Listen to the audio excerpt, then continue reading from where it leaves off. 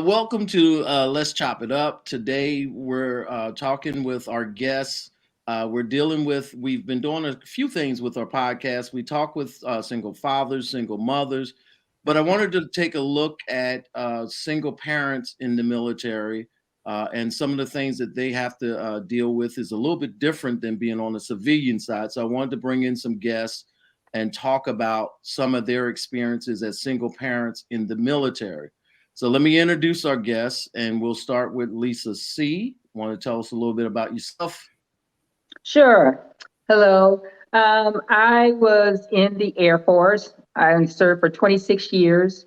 I've been retired for about 11 years now, so it's been quite some time. And I'm living down here. I retired and I live down here in New Braunfels, Texas. So All right. it's been a long time since I was active duty, but I think I can relate to some of our conversation. All right. Lisa W. Good evening. I served in the Army, and I was in the Army for a total of 38 years in the Wow. recruiting command. And I've been retired for almost 4 years, currently living in Kentucky. Oh, wow. Debra.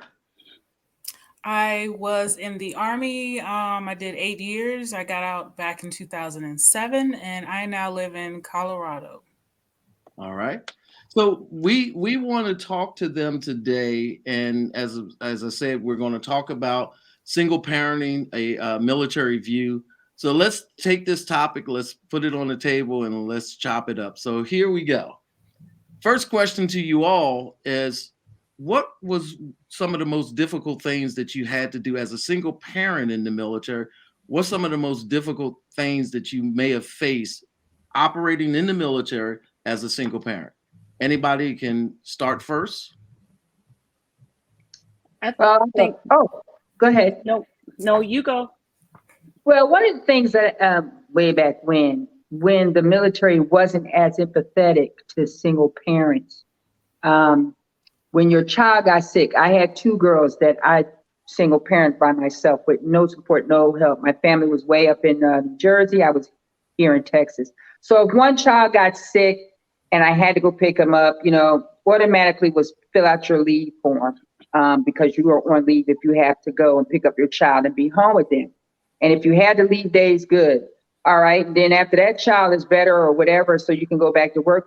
For some reason, God forbid if the second child had an issue and now, okay, you got to take off again. I didn't have that spouse. I didn't have that husband or that other family member to switch off with me to pick up the slack for me. So it's like, okay, but you used up your leave when you had your sick child with the first child. So now, again, you're in this tug of war with your leadership to be a little bit more supportive to help you with the time off so that you can still be there for the other child. So that was one of the main struggles that I dealt with. You had your dependent care package, but a lot of times back then, it was like the military didn't tell you to have these kids and then be on your own as a single parent. That was the way they spoke back then. So we kind of felt, or I should say, I kind of felt I got to do this on my own. I can't ask for help. This is all my responsibility. I have to take it all on myself. And oftentimes, that was a struggle. It was a challenge. My most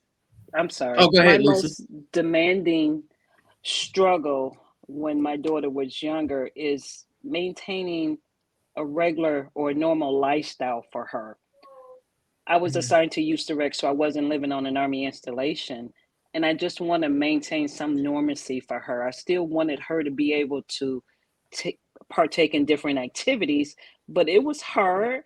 I was working at the military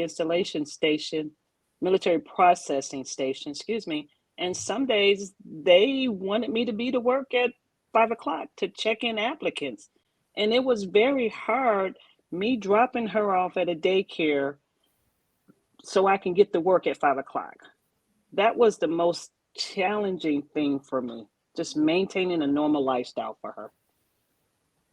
Debra, would you like to add anything? Sure. I would say the hardest part for me was finding someone that I could trust to watch my child, especially on days when we went to the field. So it was extended day. Like 6, 7 o'clock at night, your child is still with someone. So you're hoping it's someone that you can trust to feed them, not neglect them. So that was a very difficult thing to deal with. Okay. Yeah, I mean, I would imagine that when you have, again, different from civilians, because a lot of times civilians may have some people that are around that can help support. And then because of military hours, working at MEPS and things like that, for those that are in recruiting, going to the MEPS where you open up at 5 o'clock in the morning, most daycares aren't open at that time. So I could see where some of those things would be real challenging, not having somebody there, as Lisa had said, pick up the slack to switch off and things like that. So when you had to deal with those things, I know you had to somehow, as all of us have done as military people, we make adjustments, but when you're making those adjustments, how does that, for the child, how do they adjust? Do they get used to that? Mom's going to be going all day long, or mom's in the field and mom may be in the field for extended time. And how did you deal with that part? Like if you had to be deployed, Deborah, of course, I know part of yours where you were deployed to Korea. How did you deal with it? From the child's perspective, I would say at times she would act out like real clingy and crying and whining because she just want to be home with her mom. She wants a schedule. She doesn't want to be here 1 minute, there the next. But the reality is, even as a 22-year-old grown woman, she still mentions the times in which I had to leave her to go do whatever for the military. So it has a long-term effect on them, especially when they don't have the other parent there to pick up the slack while the other parent's off doing whatever they need to do. Yeah. I mean, it's funny that you say that. I still, and I wasn't a single parent, but I still hear things from my kids, such as Rashawn being on, about things like when I used to travel for the military, and there's things that I missed, but I still hear it today.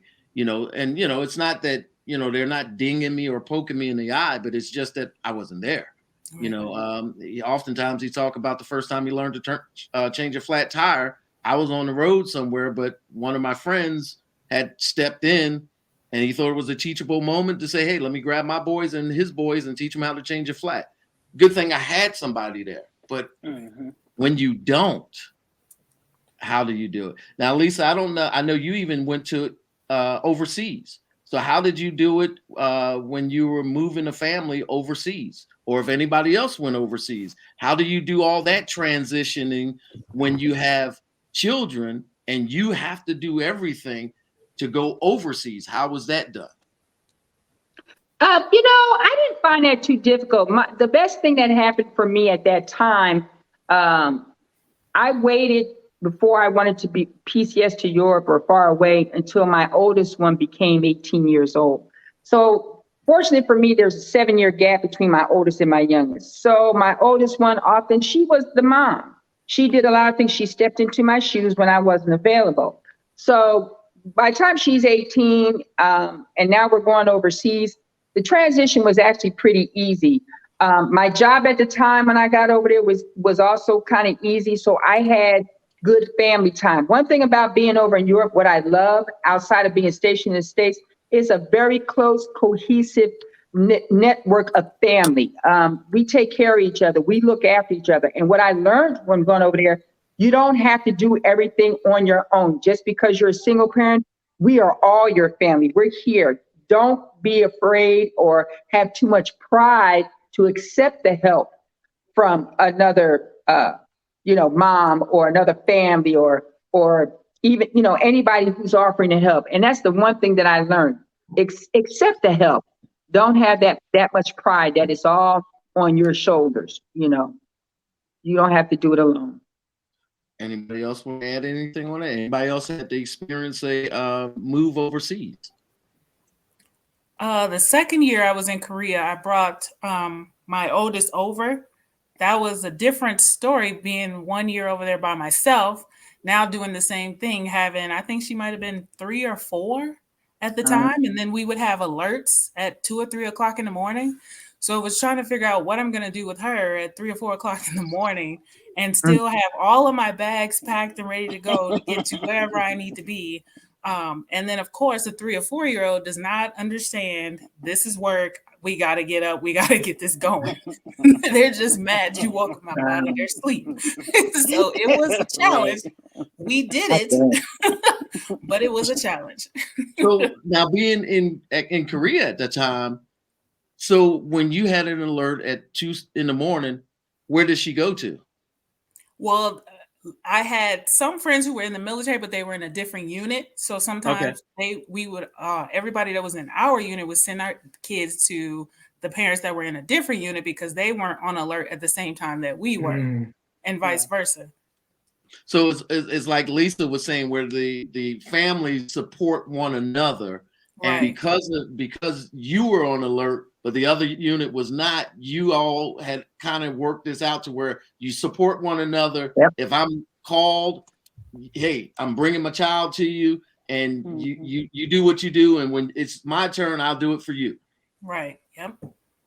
Now, Lisa W., was you all your time mostly, was it because I know you was part of recruiting command, so was a lot of your time in the States, but I'm sure you had to move from one state to another. And how did that work? Oh, that was really scary because one of my PCS moves, my daughter was only 18 months, and I'm moving from one location where I got familiar, had primary provider and a backup, moving to a different location, again, away from my family, just her and I, with no one. So I just got busy doing what I had to do, again, to find a primary daycare provider and a backup.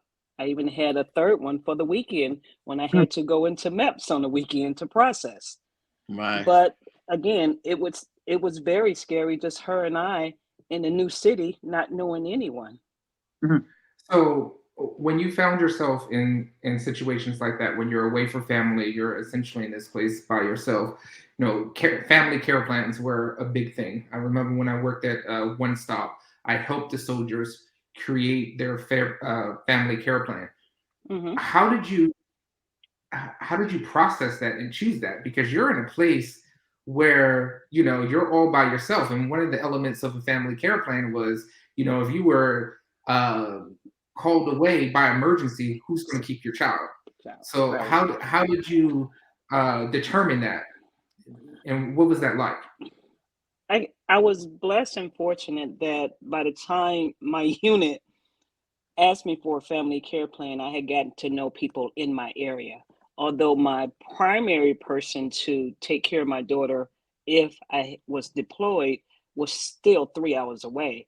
But I had someone that I put in my family care plan that was willing to keep her until that person that was 3 hours away get to the location and pick her up. But again, all that was very scary. Very scary. So and Debra, I guess for yours, because of course I know part of your family care plan, at one point when you got called to go to Korea, it didn't work the way that you were planning it. So, yeah, family care plans are great until you actually have to execute. That was my concern. If I ever have to execute it, how well would it go? Right. So, Debra, do you mind sharing yours? That when you went, if you don't mind, would you share yours about when you went to execute your first trip to Korea?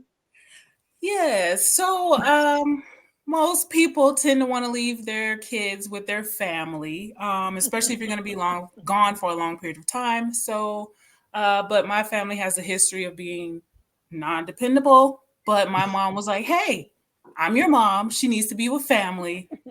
I'm that person." All right, I don't know about this, but I'm gonna go ahead and do it anyway. Come time to execute, she was not able to do it. And thankfully, Miss Phyllis, Mr. Steve's wife, was like, you know what? I got you. They were like my saving grace at every turn. If I had to stay late, they were there. If I had to go to Korea, they were there. When I went to, I forgot what it's called now, but Warrior Leaders Course, they were there. So they were my saving grace. because I didn't have family close by, and the family that I did have weren't dependable. So it was just, I guess, just by God's grace, they were able to help me out the way that they did. And I think Listen, part of I that was remember taking Kira to class with me a few times. yeah, It was Kira and Tootie going to class with me.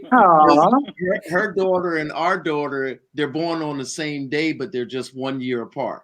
Yep. So when we met Debra, it was through my wife doing childcare on Fort Knox, and she had the in-home childcare that she would do, and that's where they met. And my wife always had a heart for Kira, and so when this came up, I'm sure she probably told Debra, "Don't worry about it, we got you." Yep. But that also goes back to military members supporting other military members when the need is there. Because even though we were not, I was part of recruiting, and I did have a spouse there, but we always tried to take care of one another. And I think that's one of the things about military that's a little bit different. We kind of become family, even though, and I'm sure with my son, he knows more people that are military that he considers family than our own family, because he's always been around some of the ones that he grew up with in the military, and he didn't have that connection with like I grew up with cousins and stuff. He didn't grow up with cousins like I did. And I'm sure that's for the rest of you. It's kind of the same way. They didn't grow up like you did, but they became friends and family with those that they were in contact with in the military. So, I was just glad that, when those opportunities came, because it was the same thing with me. When I traveled, I had people that took care of my family when I traveled, because there was times that I could be on the road for extended period of time. You're going somewhere and you're only going to be going a week, ended up being a month. Or, I walk into work and it's like, hey, what do you got on your schedule? Oh, I don't have nothing. I'm trying to catch up on paperwork. No, you're on a flight and you're traveling. So, so those was some of the things that they dealt with. And thank God my wife was there to handle all that, because I don't know what I would have done if I was like where you guys, you had to have all this stuff together. So I can imagine with the two of us doing this, how much harder being a single parent and trying to navigate and move. And, when you had the PCS, and PCS for those that are non-military is a permanent change station. So you're moving from one duty location to another. So I can imagine for you all that added some extra stress when those things came up, that you had to make a move, you had to begin planning. And especially Lisa, W, when you were saying about having an 18-month-old and moving to a location that you don't know, and you're traveling across country. Now, and I don't know, did you fly or did you make the drive like a lot of us do in the United States? No, I made the drive. I took the drive from South Carolina, where I was stationed at Fort Jackson, to Cleveland. Yes. Yes. So we took the drive over a couple of days. I did have a friend that came and helped me with the drive. Right. Okay.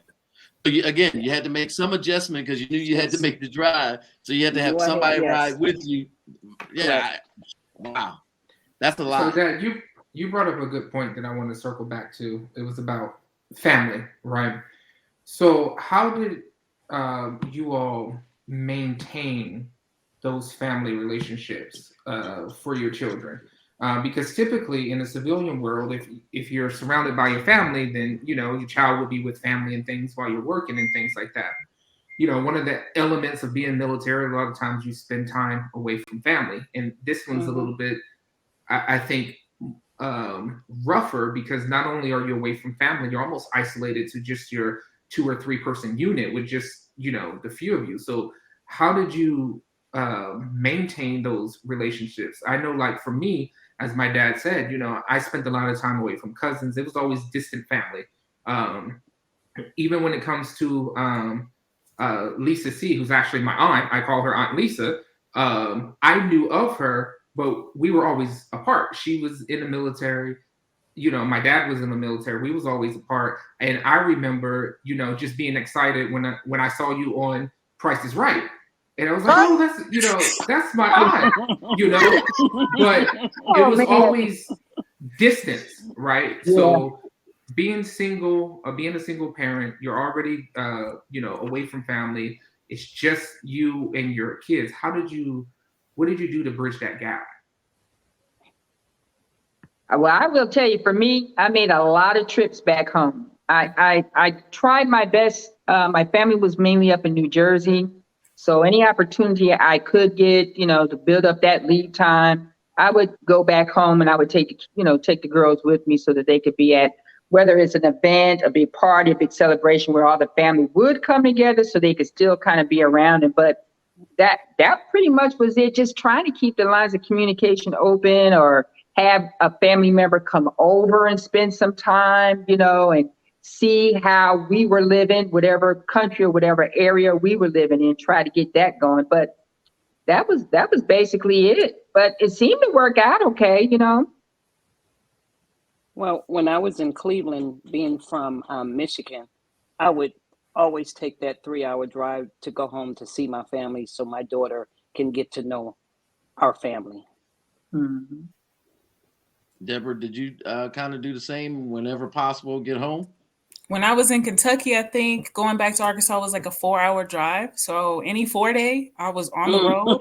Yeah. But it got harder the further away I moved. And I don't know if it's just my family, but they have a tendency to expect me to come visit them majority of the time. So it was hard to get people to come visit me. Right. But there was a select few that made sure they called. They sent stuff to my daughter when I was gone, or even my sister. She came over to Korea. I paid for it, but she came. Right. There's some family members that put forth the effort to make sure they're a part of your life. Right. Yeah, and we're talking about a lot of this for our younger viewers. This is before FaceTime, cell phones for some. Yes. Right. This is still Sprint and MCI and long distance phone calls and things like that. And then also, not only that, Rashawn, traveling from one state to another using a road atlas, no GPS, no cell phone, no GPS, no TVs for the kids to entertain themselves as you're riding with an 18-month-old. There's no Coco Melon on a screen that they can watch. Exactly. It's just you and the map, no MapQuest, nothing. It's just you and the map. Yeah, because like when we did our move, it was the kids in our van going from Philadelphia to California. And all you did is you just make the best of it. You make it. You try to make it a vacation, because of course our kids was a little bit older when we made that move, but still, it's still an adventure because you're hitting places that you've never been, and it was definitely a lot different than what it is today. But it's still a challenge. Even like I said, every time I'm listening to you all, I know the challenges that we faced as a 2-parent family. That was much tougher for the single parent household that's going through these same things, because in the military, they expect you to do just what everybody else is doing. Right. Just because you're a single parent, that's not a get out of this deployment card. It's not one of those. It's not get out of going to the field for a field exercise. It's not get out of going to Korea. They still expect you all to do the same thing. And that's the big difference when you're talking about a military versus a civilian. There are some different challenges that sometimes the civilian population doesn't understand what military families may go through, especially when you're dealing with, because it's already, like I said, it's already hard enough with a 2-parent family moving around like they do, getting the kids in new schools, doing all the other things, but to do it as a single parent, I can imagine that's just that the stress level and everything else just goes up, because and again, your expectation from the military, you're a soldier, or we expect soldier you to first. Still do what you got to do. Yeah, and I can only imagine, because I know what it was like PCS and with my dad. You have a report date, and you either get there early or if we couldn't, in some cases, or when they change a report date very quickly. I remember my mom enrolling us into school, or when my dad couldn't go, checking out housing and things like that. You don't have that advantage. So how was that trying to get to a duty station and then jump starting your life in this whole new place by yourself? Well, for me, coming from Cleveland to Kentucky, by that time my daughter was 11. The trip was a little bit easier. Again, I just had to get here and get things going. Everybody make the detailed checklist of what needs to be done prior to leaving one duty station and arriving at the next duty station. It was just get going, hit the ground running with what you need to get done. And it wasn't easy. Some days I felt really stressed. I had to stay in a hotel for about 5 weeks prior to me getting housing on post. And that was additional money, eating out almost every day, but we as soldiers, we managed to get done what we need to get done. It's not easy. It's always stressful, but you keep going to get it done. All right. Debra, I seen you was nodding a lot on that. Is there anything you want to I would just say you get very good at time management, organization, backwards planning. Like you can't be unorganized trying to do all that by yourself. Yeah. So is there anything that you all would say, because I'm sure there's maybe some military members that may watch this that may be single parents. Is it anything that you can say? I know one of the key things that I picked up from this, from Lisa C, was don't let your pride stop you from accepting help, because there are people that are there, and because the military, we do become family members to one another, and you got to be able to let your pride go and accept the help from members of your unit and things like that. So that was one thing that I got from. Is there anything else you guys want to add that you would like to share from your experience of something that they should be aware of, something that they may want to do? If is it anything like that that you may want to add before we close out for today? I would add, sorry, go ahead. I would say the biggest thing, I think it was Debra who just said, don't be afraid to ask for help. That was my biggest fear, that if I asked for help, people wouldn't give me help.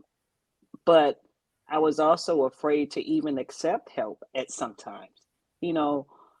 Being a mom of a daughter, you never know. I mean, it's always that fear of someone is going to try to do something to your child. So that was my biggest fear also. And when you say now let me ask you this, because it just triggered another question for me. Sorry. When you said,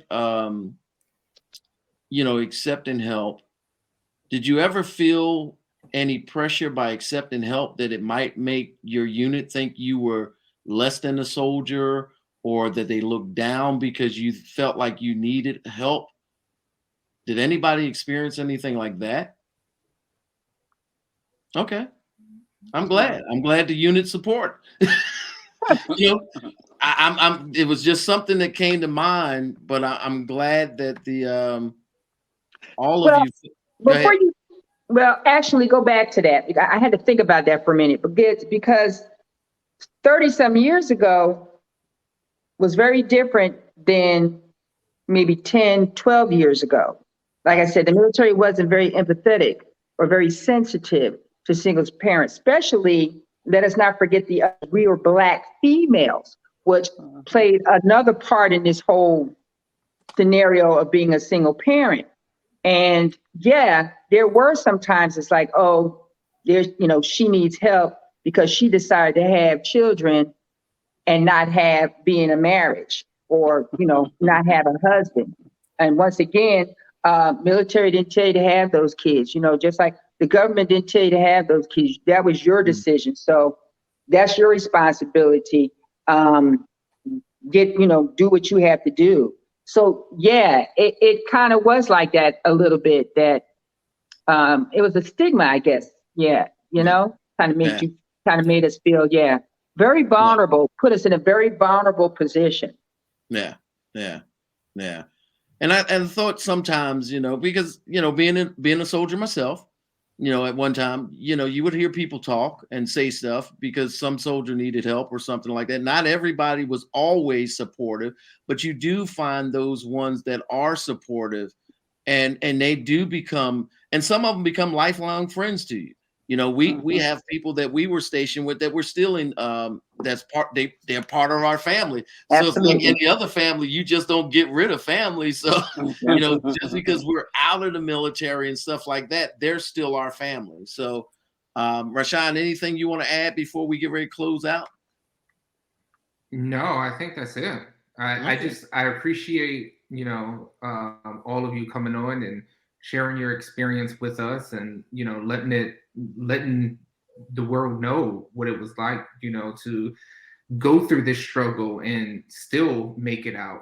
38 years and 26 years, and Debra made it 8 years. And when I met Debra, I was, I don't know, a young teenager, but to see her make it through and going to Korea and seeing where she is now, to me, it's where everyone is and how they ended up is a testament to anyone out there, regardless if they're in the military or not. It is a testament that, with strong will, with determination, it doesn't have to be an end all be all. You can still make it through. You can get over the hurdles. You can succeed, and you can strive and thrive. So yes. I just appreciate all of you coming on and sharing that with us. Yeah, and I thank you all as well. And anybody that listens to this podcast, if you have any additional questions, you can always hit us up on our email, and you can find that on our YouTube channel, our email address, our phone number on Facebook. So if you have any additional questions, if you want to ask a question to one of the guests, we'll get an email out to them, and we'll let them answer any questions that you may have directly to them. Want to thank you all for listening to Let's Chop It Up. Look forward to seeing you all next week as we roll out a new topic. And that's going to be, we're probably going to be dealing with military kids. So thank you all. And we'll look forward to seeing you all again. Good. Thank you. Thank you. Nice Thank talking you. to you all. Don't Nice go yet. talking.